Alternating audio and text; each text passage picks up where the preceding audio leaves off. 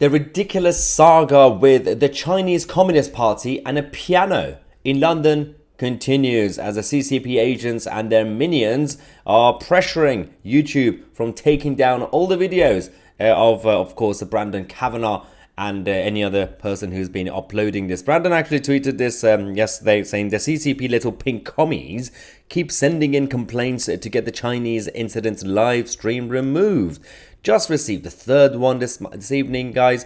Please download the live stream just in case. At this moment, it's still visible on YouTube. But there is still a bit of hope. Just when you think everything is becoming doom and gloomy, we now have anti-CCP people from China, Hong Kong and Taiwan and everywhere else coming out in London. Yes, over the last couple of days, a lot of people have been going to Brandon Kavanagh and obviously St. Pancras Station next to the piano to show support. A lot of people have been giving him Winnie the Pooh. Yeah, as some of you already know, President Xi has a problem with Winnie the Pooh because everybody started comparing his face to Winnie the Pooh's face, and he decided to basically get the whole country, China, to ban Winnie the Pooh. Winnie the Pooh has been cancelled in China because of President Xi, and any video that has Winnie the Pooh in it will be banned in China. So this video, unfortunately, will not be broadcast in the Chinese communist land. I am into the arts, I am into musical expression, and this has taught me how music is feared by authoritarians, how Winnie the Pooh is feared by authoritarians. For goodness sake, you're a dictator and you're frightened of Winnie the Pooh. My goodness. So God bless you all. Glory to Hong Kong. I totally support the Taiwanese, and I totally support artistic expression. This piano was the Little Pinks tried to shut us down. They failed miserably. I didn't even know what Little Pink meant until 2 days ago. Okay? And I think if you don't know what Little Pink means, look it up. So God bless you all. This has been a blow for artistic freedom. This piano has become a CCP Little Pink free zone. God bless you all. Thank you for supporting the video. How I felt? Well, I actually felt that it wasn't so much my feelings, which I think are irrelevant. I just felt that free speech prevailed because there was an attempt to shut us down and it was completely out of order. And I just thought that the ability to play the piano in public is a fundamental human right, you know. And so it wasn't so much my feelings, it was more that I felt that it was one of the rare cases where you could see free speech prevailing, or in this case free music prevailing. So I was just glad that right was done. You know, my feelings were irrelevant. I was just glad that the music could be heard. Simple as that, really. Freedom of expression, basically. Tell me more about how and what the piano symbolises.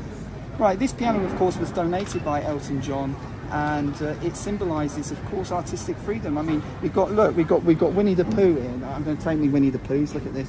So we've got Winnie the Pooh, and I didn't get what Winnie the Pooh was all about in China until a few days ago. And you know, for me, the fact that the ruler of China is scared of Winnie the Pooh, and that Winnie the Pooh has been banned in mainland China, and that any videos of Winnie the Pooh are automatically taken down in China, so it blew my mind.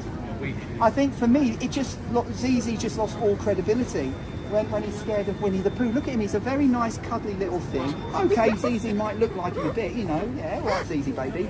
You know, I mean, but what you want about, you know, you've totally lost credibility, mate, with me. You're frightened of Winnie the Pooh. So when I heard that Winnie the Pooh was like garlic to a vampire to the Chinese communists, I just thought, these guys, what are they on about? You know, so I think the power of the arts to scare the despots. You know, how popular arts, our music, poetry, dancing and singing is a threat to those in power, and I'm really trying to bring back that rock and roll rebellious spirit into music.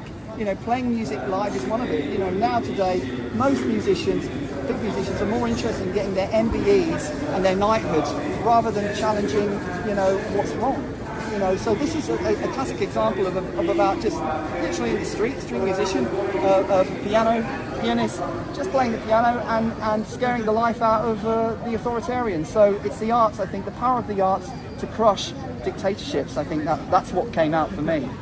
Tell me about the emails that you've received. You're asking me about the threatening you. Okay, so after the first day that the video came out, a lot of people were really scared because there was this ambiguity when the lady with the hat, we know her name, I'm not going to say it, where she said, "Don't shoot him, don't shoot him." After he raised his voice and said, "Don't touch her," which has now become a meme. I put the video, so it's a great meme now, the Nasty Newton meme. It was ambiguous because the idea was that he was some kind of handler for the CCP and that he was a diplomat and he could have been armed. And like, don't shoot him was like an instruction not to shoot him with a gun. Now, and like people were just absolutely freaking out. And I was slightly, I thought, what on earth? I thought I was just playing the piano. Don't shoot the piano player, as Elton John said. But it turns out, so basically for the first 2 days, I actually went into hiding. You know, I just kept low and actually lived in my van for 2 days in the countryside. And you'll see the videos in my van because I thought, what is going on? So I just got out of London and I actually laid low for 2 days until the information came out about who these people were. And they're a bunch of wusses, you know, a complete bunch of wusses. So I'm not scared now, but for the first 2 days it was really hairy and loads of people were saying to me, go on camera and say you're not feeling suicidal just in case something happens to you. But now I think it was overblown. All the information is there. The Chinese community has been fantastic, particularly on YouTube, because they've exposed who all these people are. Everybody knows what's going on. But for those first 2 days, it was pretty hairy, and I had lots of emails from people telling me to watch myself, to watch my back. I did have a few threatening emails. I've had emails threatening my life. I didn't take them seriously, but I kept very, very low for 2 days. Now I'm out and about again. Nothing's happened. So I'm feeling a bit. I'm doing well. I'm feeling. I was thinking of getting a couple of bodyguards, but I don't think it's necessary. But I think that threat has passed. But yeah, it was scary, particularly with the threatening emails from some nutters. I don't know who they were from, saying that I was going to die. I'm not going to say what they said, but it was ridiculous. And I thought, so yeah. But now I think it's cool. Now I've got Winnie the Pooh, so I feel quite protected. Yeah, the whole thing is absolutely astonishing. But of course, it's good that we are having some people from mainland China, Hong Kong, Taiwan, all the other places coming out in London to stand up against the CCP, and the bravery that they have must be appreciated. Thank you so much for watching. I'm Tousi, and we are the media.